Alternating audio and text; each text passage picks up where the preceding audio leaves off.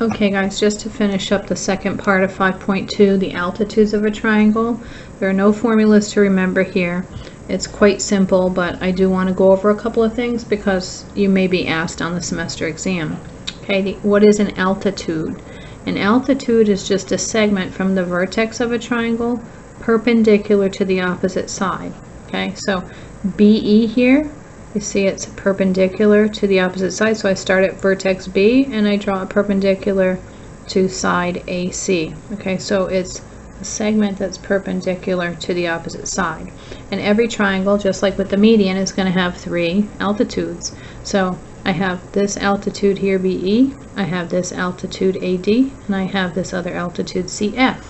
And guess what? All of these altitudes intersect at a point of concurrency, this common point, which is called the orthocenter. So just think of orthodontics or something. Okay, orthocenter.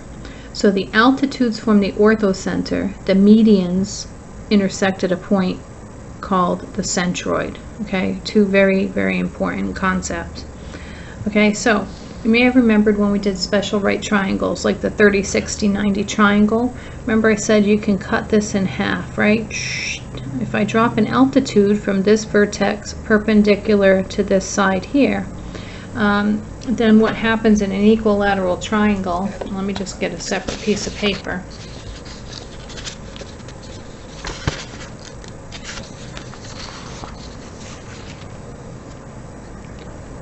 So right here, if I pull the 2 triangles apart, this was 12, this was 60. Remember, the triangle went like this, so this whole thing was 60, so this becomes 30. Okay. And if this whole side was 12 from our picture, then we know that this is 6. So if I ask you to find the altitude of something like that, well, you know that the longer leg is the square root of 3 times the shorter leg. So 6 root 3 would be the length of the longer leg, right? So that's just one example how you'll use it. By the way, altitudes can be in the triangle like you see here.